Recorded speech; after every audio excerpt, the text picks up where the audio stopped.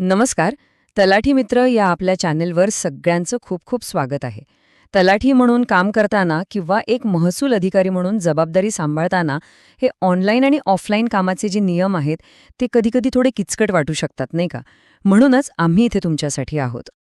हो, आपला उद्देश अगदी स्पष्ट आहे. तलाठी आणि ग्राम महसूल अधिकाऱ्यांना त्यांच्या कामात मदत करणे आणि त्याचवेळी शेतकरी बांधवांपर्यंत शासनाच्या योजनांची जसं की ई-पीक नोंदणी किंवा पीएम किसान योजना यांची अचूक माहिती पोचवणे. तर अशाच नियमित अपडेट्ससाठी आपल्या चॅनलला नक्की सबस्क्राईब करा.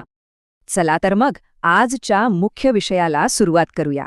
आज आपण बोलणार आहोत 25 मार्च 2026च्या एका अत्यंत महत्त्वाच्या शासन शुद्धीपत्रकाबद्दल.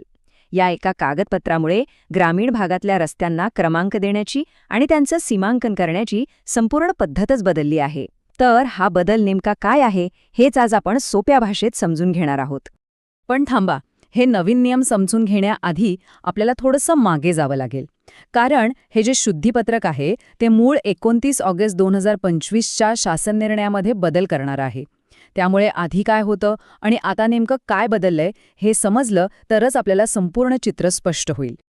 आणि हो, पुढे जाण्याआधी एक छोटा पण महत्त्वाचा शब्द समजून घेऊया: शुद्धीपत्रक. आता हे शुद्धीपत्रक म्हणजे नेमकं काय? तर बघा, जेव्हा सरकार एखादा नियम किंवा निर्णय जाहीर करतं आणि नंतर त्यांच्या लक्षात येतं की त्यात काहीतरी चूक झाली आहे किंवा काहीतरी बदल करण्याची गरज आहे, तेव्हा ते एक नवीन अधिकृत पत्रक काढतात.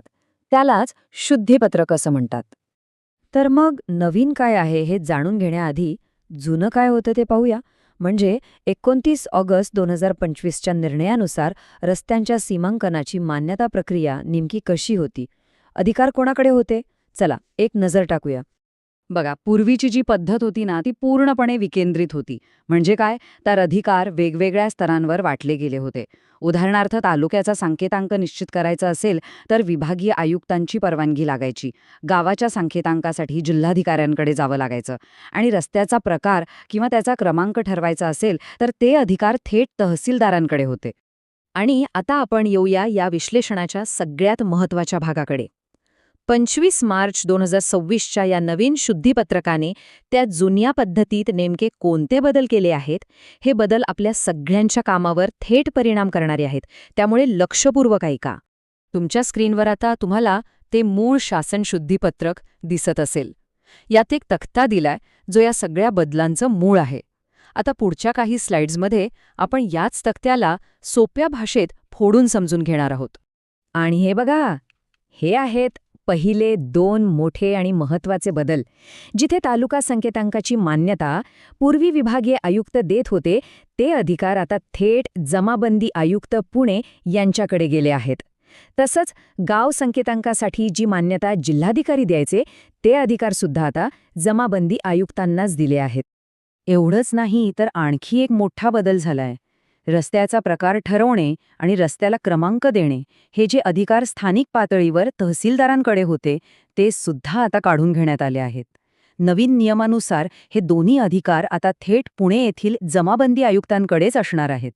तुमच्या लक्षात येत असेल की हे बदल किती मोठे आणि मूलभूत आहेत. असेच महत्त्वाचे प्रशासकीय बदल आणि त्यांचं विश्लेषण आम्ही तुमच्यासाठी नेहमीच घेऊन येत असतो. जर तुम्हाला ही माहिती खरंच कामाची वाटत असेल तर एक क्षण थांबा आणि आपल्या तलाठी मित्र चॅनलला सबस्क्राईब करायला विसरू नका. तर मग आत्तापर्यंत आपण जे काही बदल पाहिले त्यातून एक गोष्ट सूर्यप्रकाशासारखी स्पष्ट होते. या शुद्धीपत्रकाचा मुख्य उद्देश आहे अधिकारांचे केंद्रीकरण. सोप्या भाषेत सांगायचं तर वेगवेगळ्या अधिकाऱ्यांकडे विखुरलेले अधिकार आता एकाच ठिकाणी एकाच कार्यालयाकडे आणले गेले आहेत. ही स्लाईड बघा. सगळा बदल एका नजरेत तुमच्या लक्षात येईल. पूर्वीची पद्धत जिथे विभागीय आयुक्त, जिल्हाधिकारी आणि तहसीलदार असे वेगवेगळे अधिकारी होते, तिथून आता आपण थेट एकाच ठिकाणी आलो आहोत. नवीन पद्धतीनुसार सर्व मान्यता आता फक्त आणि फक्त जमाबंदी आयुक्त पुणे यांच्याकडूनच मिळतील. आणि ह्याला अधिकृत पुरावा काय तर शुद्धीपत्रकातला मुद्दा क्रमांक 8.2 बघा. त्यात अगदी स्पष्टपणे लिहिलेला आहे की तालुका सांकेतांक, गाव सांकेतांक व रस्ता प्रकार व क्रमांक हा जमाबंदी आयुक्त आणि संचालक भूमी अभिलेख महाराष्ट्र राज्य, पुणे यांच्या मान्यतेने देण्यात येईल. हे एकच वाक्य संपूर्ण बदलाचं सार सांगून जातं. चला, आता येऊया सगळ्यात महत्त्वाच्या प्रश्नाकडे. हे सगळे प्रशासकीय बदल तर झाले, पण याचा आपल्यावर म्हणजे तलाठी बांधवांच्या आणि शेतकऱ्यांच्या रोजच्या कामावर काय परिणाम होणार आहे? आता आपण याचे व्यावहारिक परिणाम काय असतील ते समजून घेऊया. म्हणजे कागदावर तर नियम बदललेत, पण आपल्या दैनंदिन कामात काय फरक पडणार आहे? प्रस्ताव तयार करण्यापासून ते अंतिम मान्यतेपर्यंतची प्रक्रिया सोपी होईल की अवघड? आपल्या कामाचा वेग वाढेल की उलट कमी होईल? या बदलाचे काही थेट परिणाम आपण बघू शकतो. एक चांगली गोष्ट म्हणजे संपूर्ण राज्यात कामामध्ये एक समानता येईल. मान्यतेसाठी आता वेगवेगळ्या कार्यालयात जावं लागणार नाही. फक्त एकाच ठिकाणी संपर्क साधावा लागेल. पण दुसरी बाजू अशी आहे की स्थानिक अधिकाऱ्यांची भूमिका खूप कमी झाली आहे आणि आता प्रत्येक छोट्या मोठ्या प्रस्तावासाठी थेट पुणे कार्यालयावर अवलंबून राहावं लागेल. आणि इथेच खरा प्रश्न निर्माण होतो. अधिकारांच्या या केंद्रीकरणामुळे ही प्रक्रिया खरंच सुलभ आणि वेगवान होईल की एकाच कार्यालयावर कामाचा बोजा वाढल्यामुळे ती अजूनच गुंतागुंतीची आणि वेळखाऊ बनेल? याबद्दल तुम्हाला काय वाटतं? तुमचा अनुभव काय सांगतो? आम्हाला खाली कमेंट करून नक्की सांगा. अशाच महत्त्वाच्या बदलांवर आणि त्यांच्या परिणामांवर आम्ही नेहमी लक्ष ठेवून असतो. महसूल विभागातल्या प्रत्येक नवीन अपडेटची माहिती तुमच्यापर्यंत सर्वात आधी पोचावी असं वाटत असेल तर तलाठी मित्र चॅनलला सबस्क्राईब करायला अजिबात विसरू नका.